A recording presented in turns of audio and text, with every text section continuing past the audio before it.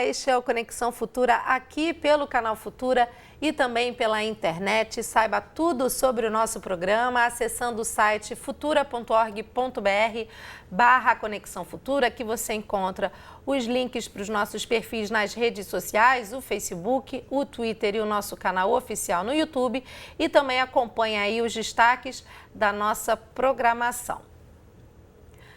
Bom, o Brasil está entre os países que mais matam no mundo. Segundo o mapa da violência divulgado em março pelo Instituto de Pesquisa Econômica e Aplicada e pelo Fórum Brasileiro de Segurança Pública, o número de homicídios em 2014 chegou a 59.627. De acordo com esse estudo, esse é o maior número de assassinatos já registrados no país. A pesquisa ainda revela que jovens negros e com baixa escolaridade são as principais vítimas. A segurança pública é um direito garantido pela Constituição. Por isso, é dever do Estado elaborar políticas públicas de combate à violência. No entanto, nós, sociedade civil, também somos responsáveis na garantia desse direito. Há 20 anos, por exemplo, o Disque Denúncia tem sido um canal de exercício da cidadania e de integração entre a população e as autoridades. Até maio de 2016, foram mais de 6.200 denúncias.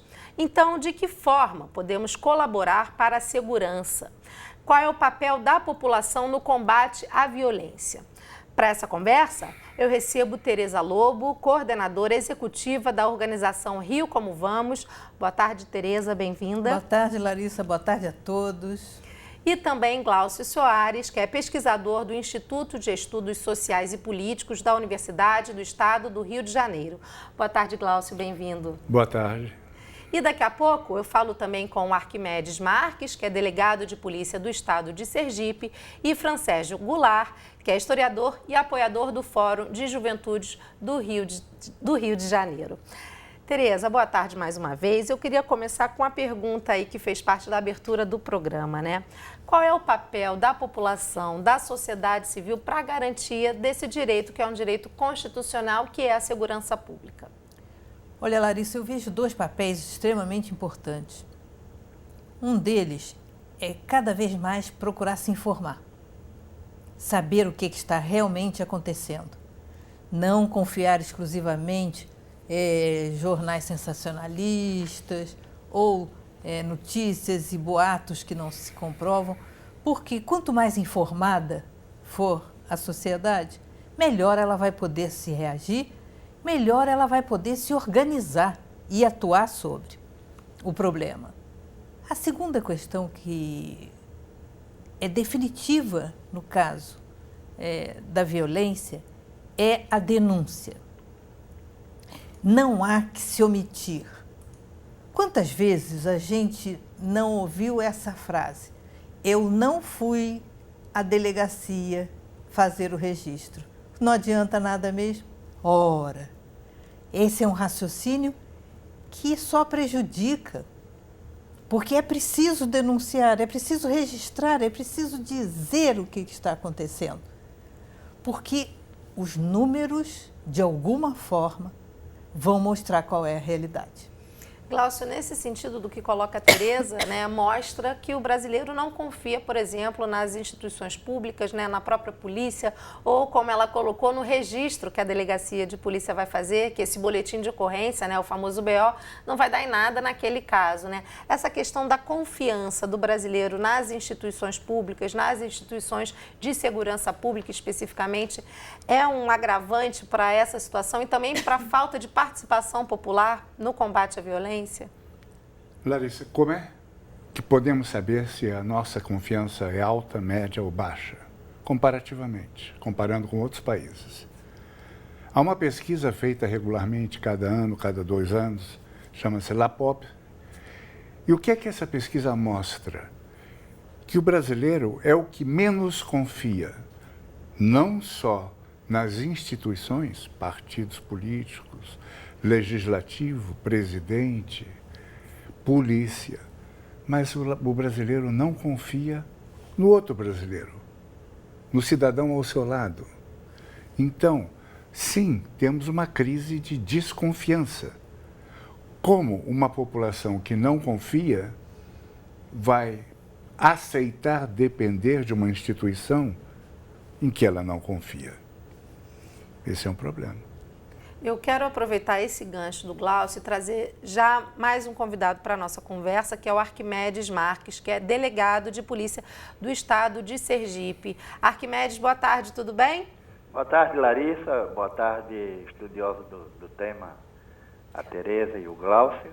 E foi muito importante vocês me convidarem, porque o estado de Sergipe, como é bem sabido, é o menor estado do país, mas em termos de violência nós estamos equitativamente dentro de proporções equivalentes aos grandes centros do país.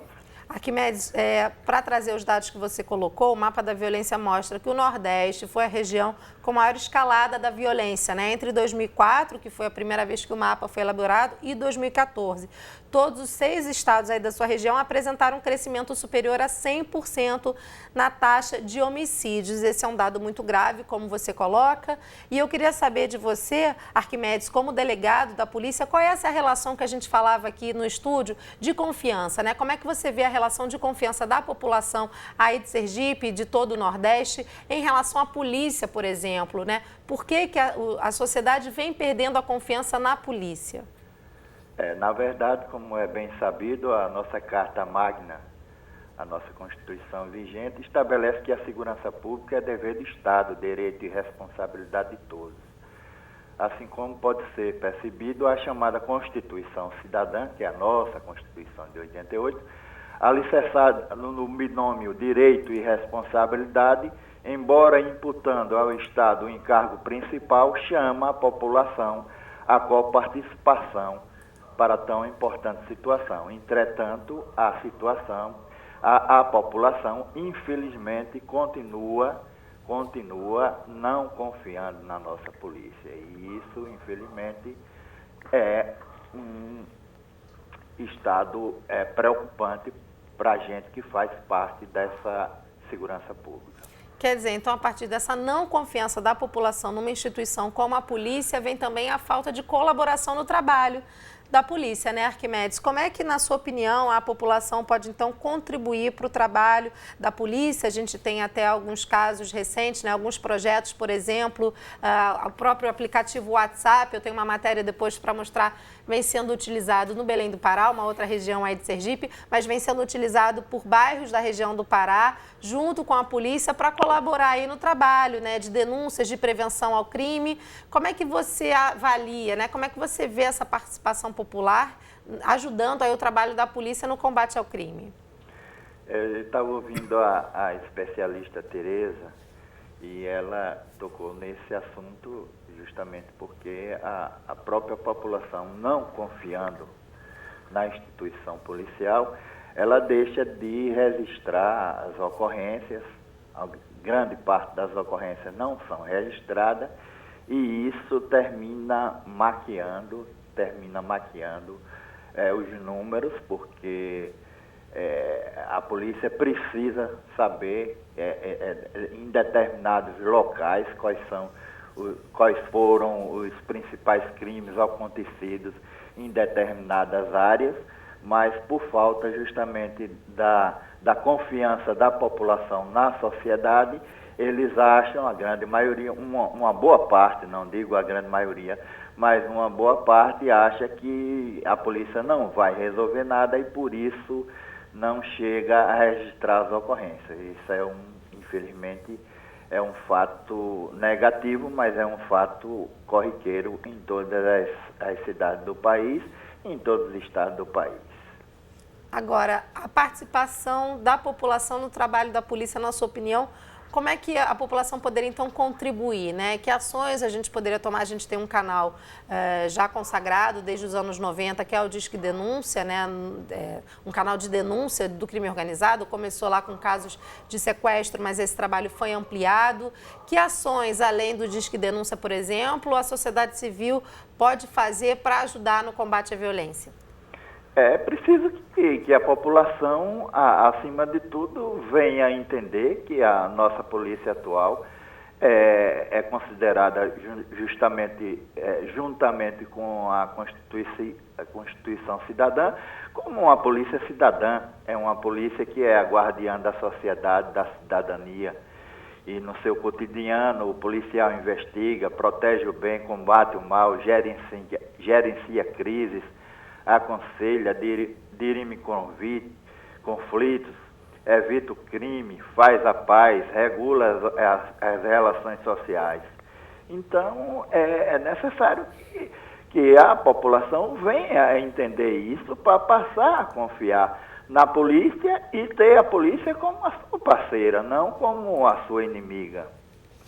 Porque, em grande parte, os policiais são considerados como verdadeiros marginais. E isso vem atrapalhando, vem atravancando tudo, vem atravancando a nossa segurança pública. Arquimedes, eu queria agradecer aí a sua participação. Eu vou voltar aqui com a nossa conversa para o estúdio. Muito obrigada, viu? Bom trabalho para você. Tá ok, obrigado. Uma boa tarde. Tereza, a gente mostra essa relação da confiança, né, e que tem muita relação direta também de que forma a população pode participar ou não do combate à violência. O Rio Como Vamos surgiu exatamente dessa preocupação da sociedade civil, né, como é que a sociedade civil poderia se mobilizar para combater questões como a segurança pública no município do Rio de Janeiro. Que trabalho vocês vêm realizando nesse sentido e qual a importância, qual tem sido o resultado desse trabalho para a manutenção da segurança pública e do combate ao crime? Eu vou lhe dar um exemplo muito concreto. O Rio Como Vamos parte do princípio: você não mobiliza ninguém se você não informa. Você até mobiliza, mas de uma maneira muito manipulativa, né? Então, o nosso foco é com a informação. Coletar a informação, mas não ficar com ela para dentro do Rio Como Vamos, na cultura do hard disk, né, do computador. Não, é para jogar essa informação na rua, para que a população saiba. Então, nós temos indicadores de várias áreas: educação, saúde, meio ambiente, mobilidade, segurança. Então, se eu disser a você uma informação que saíram dos números dos produtores de informações sobre a violência na cidade do Rio de Janeiro, porque nós nos restringimos à cidade do Rio de Janeiro, você pode ficar surpreendido. De 5 crimes, os mais volumosos, digamos assim, apenas um está na mesma proporção de que estava em 2009. Os outros todos caíram. Veja bem, de 5, hein? Entre homicídio doloso, entre roubo de rua, auto de resistência, latrocínio. O único que subiu acima de 2009, vinha em queda e de repente começou a subir, foi o roubo de veículos. Essa é uma informação que é importante, porque o grau de desalento da população é muito grande. Importante até para a elaboração de políticas públicas. Exatamente. Né? Tem essas manchas da criminalidade que são importantes de se ver. Então, nós temos esse conjunto de indicadores que nós botamos na rua diariamente, seja através do Facebook, seja através do Twitter, e temos em linhas de ônibus, em televisão de ônibus, dentro dos ônibus, spots sobre dizendo o que está acontecendo na cidade. Então, dizendo, olha, atenção, os números não chegaram ao que era 2009, mas homicídio doloso, roubo de rua, começou a subir, hein? Começou a subir de 2013 para cá. E é uma subida regular. Olha, essa é uma informação que a sociedade precisa saber. Isso precisa ser dito para que a sociedade possa exercer a pressão, possa exigir cada vez mais. O Rio Como Vamos faz isso. Glaucio, a gente citou dados do mapa da violência e citamos também que essa gravidade é ainda maior quando a gente sabe que essas vítimas têm endereço, têm cor, têm sexo, né? São homens, jovens, negros, de comunidades de baixa renda. Quais são os custos sociais da violência? Há mais do que isso. O principal determinante de vitimização é sexo. No Brasil, 10-1. Para cada mulher, 10 homens são assassinados. Segundo a idade, a curva da idade cresce muito rápido depois dos 15 anos e atinge o seu ápice entre 29 e 39. Entre 19 e 29 também é muito alta, depende de estado, depois decai. O estado civil da pessoa conta. Os casados, o matrimônio, o casamento protege, mas protege mais as mulheres do que os homens. Mas quem são os assassinos das mulheres? São seus companheiros. Quem são os assassinos dos homens? Pessoas da rua. São diferentes. Então... Quer dizer, a violência tem muitas faces. A violência tem N determinantes. E esses determinantes não são os mesmos no tempo, eles estão mudando. Um dos grandes determinantes, 2 deles, são a combinação letalíssima, droga e arma. Por isso, o Estatuto do Desarmamento foi tão importante. Os homicídios vinham crescendo monotonicamente, desde 1980, quando começam os dados, 79 e 80, até 2003, quando se produz o Estatuto. Quando ele passa a valer, né? No ano seguinte, para o Brasil como um todo, ele cai. Mas não cai equanimemente em todo o Brasil. Ele cai muito em São Paulo, no Rio. São Paulo já vinha caindo, mas cresce no Nordeste, no Norte. A propósito, no Nordeste, como um todo, não. O Estatuto de Desarmamento é um exemplo de que a sociedade civil contribuiu muito, né, na mobilização por essa causa, né, Glaucio? Certamente. O Pernambuco não cresceu assim. O que quer dizer que os estados nordestinos não estão condenados a ter esse crescimento na taxa de homicídio. Se Pernambuco conseguiu, outros podem conseguir. Bacana. Eu quero trazer mais um convidado para a nossa conversa, para a gente continuar aí falando da importância da população se mobilizar por essa causa. Eu vou chamar então o Fran Sérgio Goulart, que é historiador e apoiador do Fórum de Juventudes do Rio de Janeiro. Boa tarde, Fran Sérgio, tudo bem? Boa tarde a todos e todas.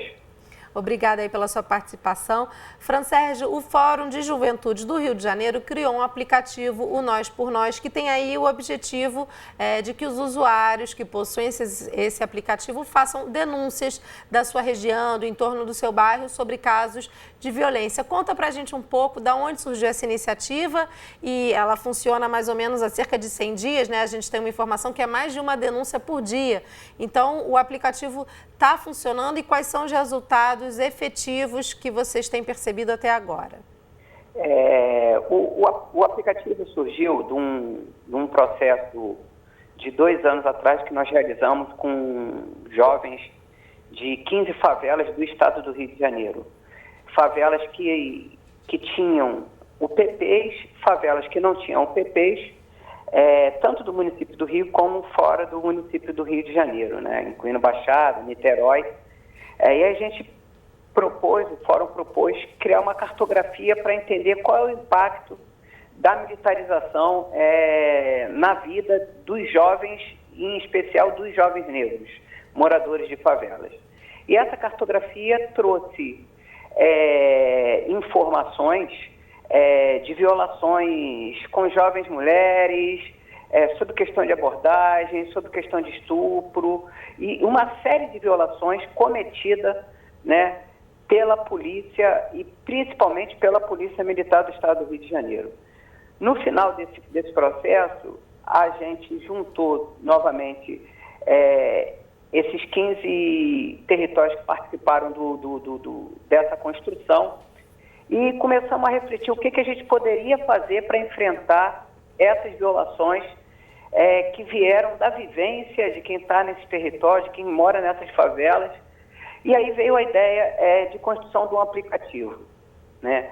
Veio a construção de um aplicativo porque na própria cartografia, os jovens comentaram que o único local que eles não iriam fazer a denúncia era numa delegacia, né? Porque, na visão deles, a polícia é uma das principais violadoras desse direito de ir e vir, de fazer suas festas, né? De poder circular dentro da sua favela, chegar a hora que quer.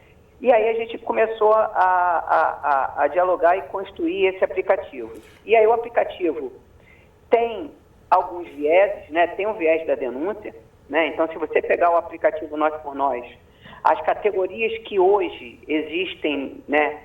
Quais são as denúncias, foi fruto dessa cartografia, né? Então tem a questão de um policial racista, a questão do machismo da polícia, a questão de invasão de domicílio, todas essas categorias que existem de denúncia no aplicativo, foi fruto dessa cartografia. Fran Sérgio, o aplicativo, enquanto você responde a minha próxima pergunta, eu já vou mostrar para quem está em casa, ele está disponível para que sistemas? Ele está disponível para o sistema Android?